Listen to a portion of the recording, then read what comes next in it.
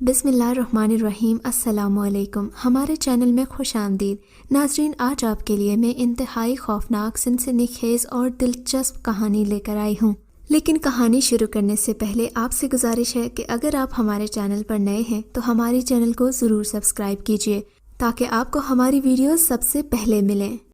College سے گھر آتے ہوئے مجھے محسوس ہوا جیسے کوئی میرا پیچھا کر رہا ہو۔ میں نے ایک بار پیچھے مڑ کر دیکھا مگر مجھے کوئی نظر نہیں آیا۔ دوسری بار بھی جب مجھے لگا کسی کے قدموں کی آہٹ مجھے بار بار سنائی دے رہی تھی، میں نے ایک بار پھر پیچھے مڑ کر دیکھا۔ تب میری نظر ایک نوجوان پر پڑی جو نہ جانے کب سے میرا پیچھا کر رہا تھا۔ خیر، میں نے اسے نظر انداز کیا اور آگے بڑھ گئی۔ اس کے قدموں کی آہٹ گھر تک میرا پیچھا کرتی رہی۔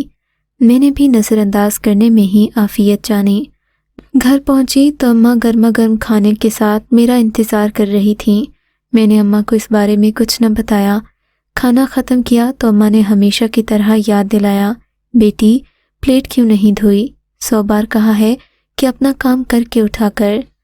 اماں کے یاد دلانے پر میں نے پلیٹ کے ساتھ باقی برتن بھی سمیٹے اور باہر صحن میں چلی گئی۔ دراصل ہمارے صحن میں ایک ٹیوب ویل لگا ہوا تھا جس پر گاؤں کی عورتیں بھی پانی بھرنے آتی تھیں۔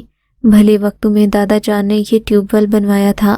ابھی تک ہمارے گھر میں نلکوں کی سہولت موجود نہیں تھی۔ ہم باہر ہی برتن دھوتے اور کھانا پکانا کرتے۔ خیر، میں برتن دھونے باہر گئی تب میری نظر دروازے سے باہر پڑی جو ہر وقت کھلا ہی رہتا تھا۔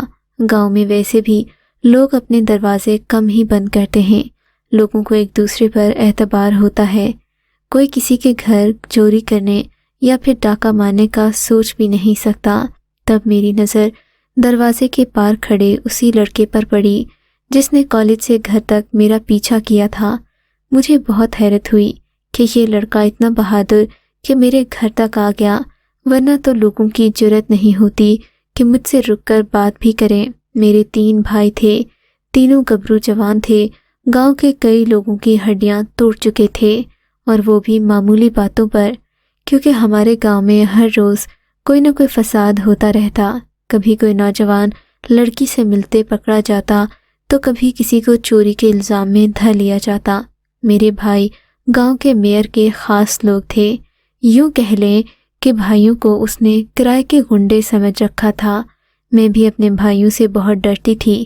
اماں تو یہی کہتی تھیں کہ تیرا رشتہ اگر نہ آیا تو اس میں تیرے بھائیوں کا قصور ہوگا۔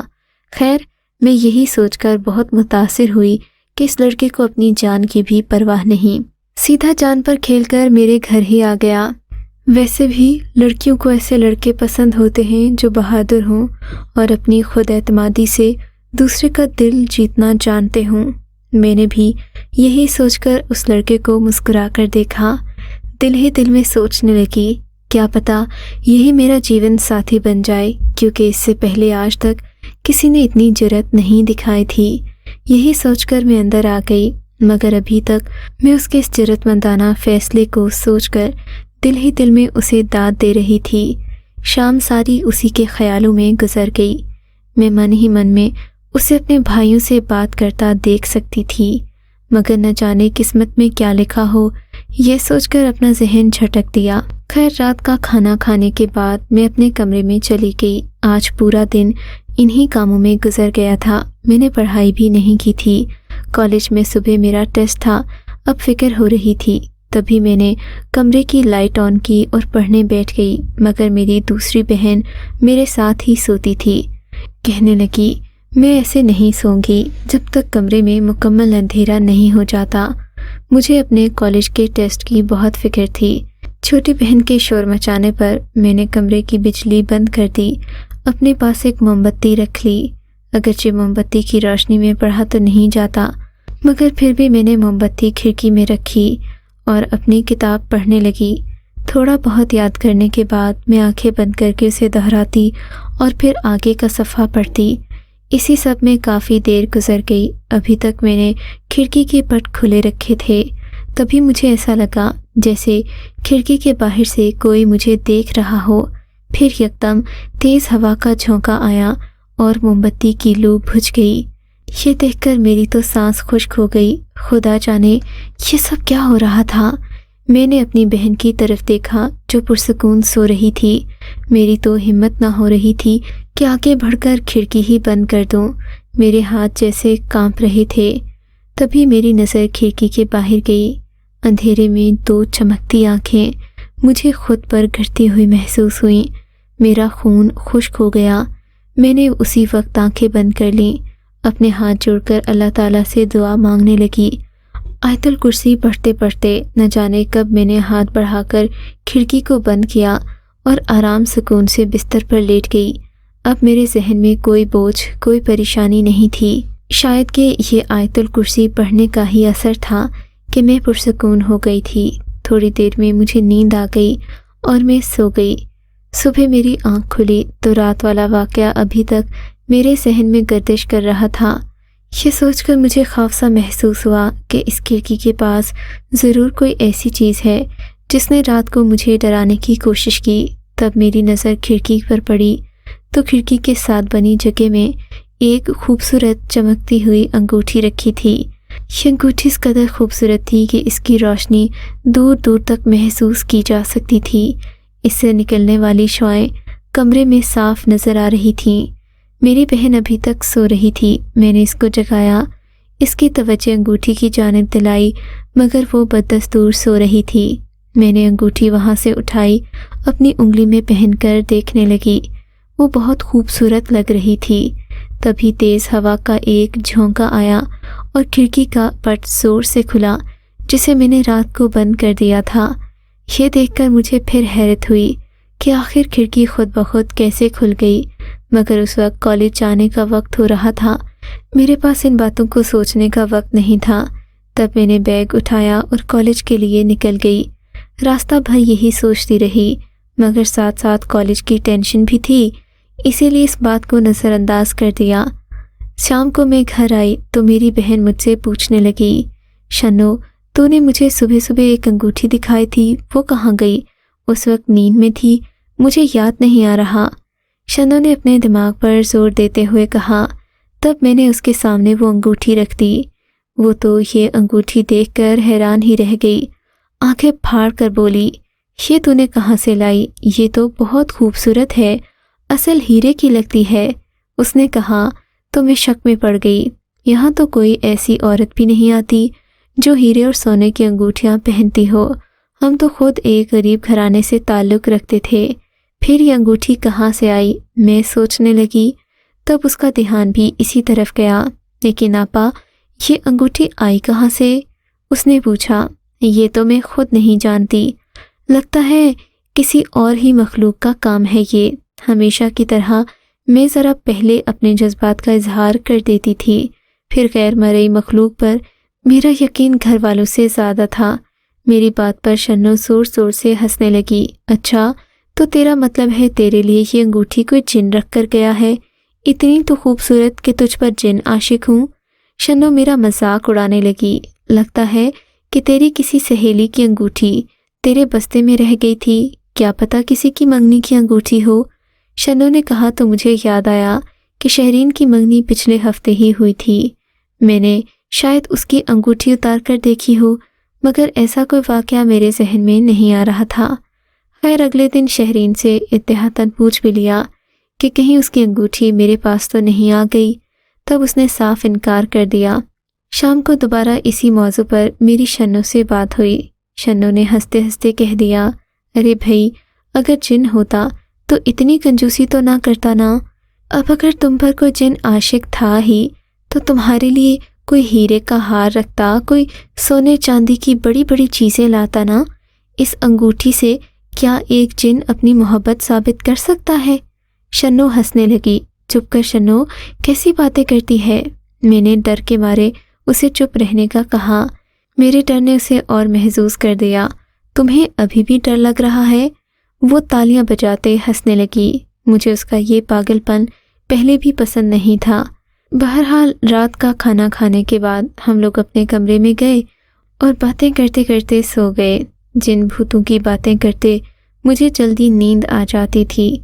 میری بہن کے پاس ایسے کئی قصے تھے جو اس نے گاؤں کی لڑکیوں سے سن رکھے تھے۔ وہ اکثر مجھے حیران کرنے کی خاطر یہ قصے سناتی تھی۔ گاؤں کی لڑکیوں سے میرا زیادہ گھلنا ملنا نہیں تھا، شاید اسی لیے اسے زیادہ معلومات تھی۔ صبح میری آنکھ کھلی تو مجھے اپنی ٹانگوں میں عجیب سا درد محسوس ہوا، ایسا لگا جیسے کسی نے زور سے رسی سے باندھ رکھا ہو۔ تب میں نے اپنے پاؤں پر دیکھا تو واقعی لال رنگ کے نشان پڑے تھے۔ میں پریشان ہو کر یہ نشان دیکھنے لگی۔ تھوڑی دیر میں شنو بھی اٹھ گئی، کہنے لگی لگتا ہے کہ تمہیں کوئی چوٹ آئی ہے، تمہیں اس وقت پتہ نہیں چلا، بعد میں جلن کی طرح کا احساس ہوا ہوگا، تبھی یہ چھالے بن گئے ہیں۔ شنو کی بات صحیح تھی یا نہیں، مگر اسی وقت ہمارا دھیان کھڑکی میں رکھے خوبصورت ہار کی طرف چلا گیا جو نہ جانے کب سے پڑا ہماری توجہ کا منتظر تھا۔ میں نے دیکھا وہ انتہائی خوبصورت اور نفیس ہار تھا، اسے دیکھ کر کوئی بھی لڑکی اپنا دل ہار سکتی تھی۔ میں نے شنو سے کہا تو بولی لگتا ہے کہ کوئی واقعی تم سے محبت کرتا ہے، ورنہ دیکھو تو آج کل کے زمانے میں کون کسی سے اتنی محبت کرتا ہے۔ شنو کی باتیں سن کر مجھے ہنسی آ رہی تھی، مگر ساتھ ساتھ فکر بھی ہو رہی تھی کہ کہیں کوئی ایسی ویسی بات نہ ہو جس سے میری امی ابا کو مشکل ہو جائے۔ خیر ہم نے وہ ہار چھپا کر الماری میں رکھ دیا۔ شنو بولی مجھے لگتا ہے کہ محلے کا آصف تم پر عاشق ہے، اس کے دوست تو بڑے بڑے گنڈے ہیں، چوری کر کے تمہارے لیے زیور لایا ہوگا۔ میں نے تو سنا ہے کہ وہ تمہارے پیچھے پیچھے کالج سے ہمارے گھر تک آتا ہے۔ شنو نے کہا تو میری جان ہی نکل گئی۔ اف خدایا، مجھے ڈراؤ تو مت اس گنڈے کا نام لے کر، خدا نہ کرے کہ وہ مجھ پر عاشق ہو۔ میں نے توبہ استغفار کیا۔ شنو ہنسنے لگی، بولی تو نہیں جانتی تو کتنی خوبصورت ہے، تجھ پر انسان تو انسان جن بھی عاشق ہو جاتے ہیں۔ شنو کی یہ باتیں سن کر مجھے بہت ڈر لگتا، مگر وہ اس قدر شرارتی تھی کہ مجھے منہ سے بات بھی نہ نکالنے دیتی، بس ہر بات اپنی ہی منواتی۔ خیر ہمارے گھر میں کوئی نہ کوئی ایسی مصروفیت لگی رہتی جس کی وجہ سے ہم کسی بھی بات پر زیادہ دھیان نہیں دے پاتے تھے۔ اس شام بھی ہمیں اسما کی منگنی میں جانا تھا۔ اسما کی منگنی کل صبح 2 بجے تھی، مگر ہماری تیاری ابھی سے شروع ہو چکی تھی۔ گاؤں کی منگنیوں میں عموماً مائیں اپنی بیٹیوں کو تیار کر کے بھیجتی ہیں تاکہ ان کے بھی رشتے آئیں اور اچھی جگہ ان کی شادیاں ہو جائیں۔ شاید اماں بھی اسی حساب سے ہمیں تیار ہونے کا کہہ رہی تھیں۔ میں نے اور شنو نے اپنے بہترین جوڑے نکالے اور انہیں دیکھنے لگے۔ میرے پاس لال رنگ کا ایک خوبصورت جوڑا تھا جس کے ساتھ میچنگ دوپٹہ نہیں تھا۔ شنو نے اسی وجہ سے وہ لال رنگ کا جوڑا چھوڑ دیا تھا۔ میں نے اس کے ساتھ کالے دوپٹے کا سہارا لیا، مگر ساتھ ہی شنو سے کہنے لگی کاش یہ مجھے لال دوپٹہ مل جاتا تو اس سوٹ کی خوبصورتی کو 4 چاند لگ جاتے۔ ہاں مل جائے گا، صبح میں کسی سے پتہ کرتی ہوں، شنو نے لاپرواہی سے کہا۔ ہم لوگوں نے اپنے اپنے کپڑے رکھے اور سونے کے لیے لیٹ گئے۔ رات کا نہ جانے کون سا پہر تھا کہ مجھے اپنے کمرے میں عجیب سی ہلچل محسوس ہوئی۔ اس وقت نیند کا غلبہ تھا، میں دیکھ نہیں سکی کہ کیا ہوا۔ صبح آنکھ کھلی تو یہ واقعہ ہلکا سا مجھے یاد تھا۔ شنو مجھ سے آج پہلے ہی بیدار ہو گئی، اٹھتے ہی اس نے واویلا مچا دیا۔ میں بھی ہڑبڑا کر اٹھ بیٹھی کہ آج میرے کمرے کی کھڑکی میں لال رنگ کا دوپٹہ پڑا تھا، جسے شنو نے اٹھا کر دیکھا تو وہ انتہائی خوبصورت اور ریشمی تھا۔ اب تو اس کی بولتی بھی بند ہو گئی تھی، غالباً اسے بھی اس بات کا احساس ہو گیا تھا کہ اب کچھ غیر معمولی ہے جو اس گھر میں ہو رہا ہے۔ تب اس دن میں نے فیصلہ کیا کہ اب اگلے دن میں جا کر دیکھوں گی کہ وہ کون ہے جو یہاں آتا ہے۔ ہو سکتا ہے کہ وہ پڑوسیوں کا کوئی لڑکا ہو اور ہم خواہ بات جنات پر ڈال رہے ہوں۔ ایسا نہ ہو کہ ہماری بدنامی ہمارے گھر پر دستک دے دے۔ خاندان کے کئی لڑکے ویسے بھی میرے کردار پر انگلی اچھالنے کا موقع ڈھونڈتے تھے، بس اسی بات نے ہم لوگوں کو خوفزدہ کر دیا۔ میں نے اور شنو نے یہ بات اماں سے کرنے کا فیصلہ کیا۔ اماں نے میری بات سنی تو مجھے جوتا لے کر پیٹنے کو دوڑی۔ تجھے کہا ہے، 100 بار کہا ہے کہ کالج جاتی ہے تو دھیان سے جایا کر، بلکہ میں تو تیرے ابا سے کہتی ہوں تیری شادی کر دیں، تجھے پڑھانے کی کوئی ضرورت نہ تھی۔ اماں نے تو میرا دل ہی توڑ دیا۔ ان کا رویہ ایسا تھا جیسے میں نے کوئی چوری کر لی ہو، حالانکہ جو تحفے ہمارے گھر میں پڑے تھے ان سب کو میں نے اپنے ہاتھوں سے چھوا تک نہیں تھا۔ وہ تو مجھے کھڑکی سے پڑے ملے تھے، مگر برا ہو شنو کی زبان کا جس نے اماں کو یہ ساری کہانی مرچ مسالے لگا کر سنا دی۔ ساری بات تو مجھ پر آ گئی۔ شکر ہے کہ بات محلے تک نہیں پھیلی، نہ ہی ابا کو پتہ چلی۔ اماں نے مجھے ہی سختی سے منع کیا، کالج جانا بھی بند کر دیا۔ اب میں پریشان رہنے لگی۔ میں اس شخص کو بد دعائیں دیتی جس نے میری زندگی میں اتنا بڑا عذاب مسلط کیا تھا۔ تب میں نے سوچا کہ کیوں نہ حساب لگا کر دیکھوں کہ آخر کون کھڑکی میں روزانہ تحفہ رکھ کر جاتا ہے۔ ابھی چوتھا دن تھا جب مجھے مسلسل کھڑکی سے کچھ نہ کچھ ملنے لگا تھا۔ کھڑکی تو روزانہ بند ہی ہوتی تھی، اس دن جان بوجھ کر میں نے کھڑکی کا ایک پٹ ہلکا سا کھلا چھوڑ دیا۔ میں جانتی تھی کہ جو بھی ہے وہ ہماری کھڑکی کو توڑ کر اندر تحفہ رکھنا جانتا ہے، سو کھڑکی بند کرنے کا کوئی فائدہ نہیں تھا۔ رات کا نہ جانے کون سا پہر تھا، شنو بھی سو چکی تھی، میں بھی نیم غنودگی کے عالم میں تھی، جاگنے کی بھرپور کوشش کر رہی تھی۔ گاؤں میں بجلی نہیں ہوتی، رات کے کالے اندھیرے میں کسی کو بھی نیند آ جاتی ہے۔ میں بھی نیند کے زیر اثر آنکھیں کھول کر باہر دیکھنے کی کوشش کر رہی تھی۔ تب میری نظر دور اندھیرے میں چمکتی دو آنکھوں پر پڑی۔ میں تو حیران رہ گئی۔ ان آنکھوں کو میں نے پہلے بھی کئی بار دیکھا تھا۔ مجھے لگا جیسے یہ وہی گلی والا لڑکا ہے جسے میں پہلے بھی دیکھ چکی ہوں۔